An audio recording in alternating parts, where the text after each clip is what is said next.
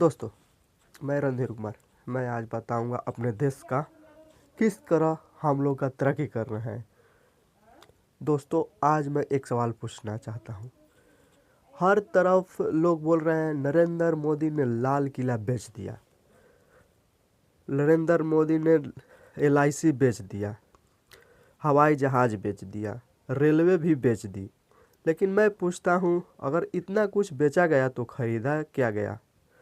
क्योंकि भाई दुनिया में कोई भी व्यापारी सिर्फ बेचता नहीं है, कुछ खरीदता भी है। और मुझे लगता है यहाँ इमारतों से बड़ा खेल हुआ है। यहाँ खरीदी गई है जनता की चुप्पी।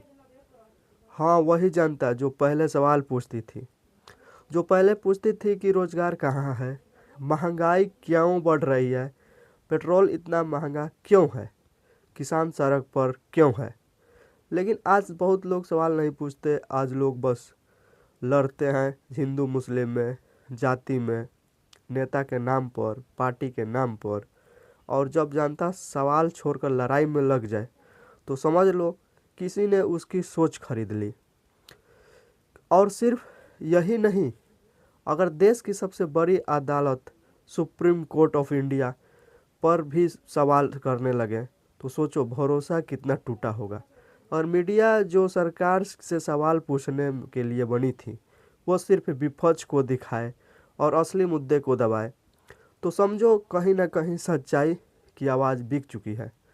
अगर जांच एजेंसी पर भरोसा रखो तो सेंट्रल ब्यूरो इन्वेस्टिगेशन का नाम आता ही है, लोग राजनीतिक सोचने लगे।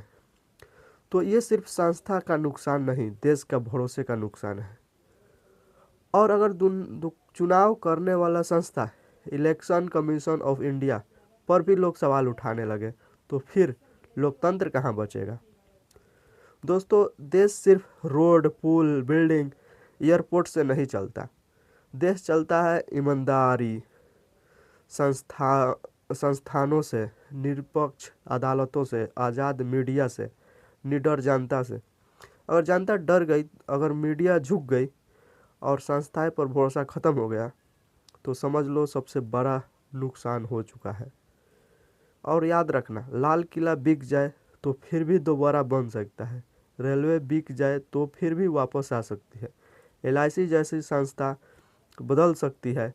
लेकिन अगर जनता का भरोसा बिक गया, लोकतंत्र की आत्मा बिक गई, तो वो अब वापस लाना बहुत मुश्किल होता है। इसलिए असली सवाल यह नहीं है कि